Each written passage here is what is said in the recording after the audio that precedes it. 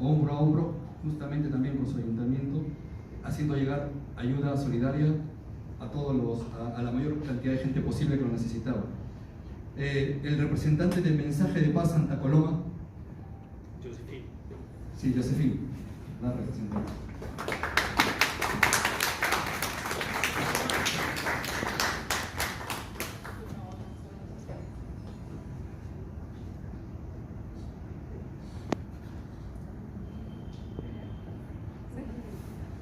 Felicidades de todos de Estado, ¿no? Y felicidades de Navidad. Gracias. Es una pena para nosotros, pero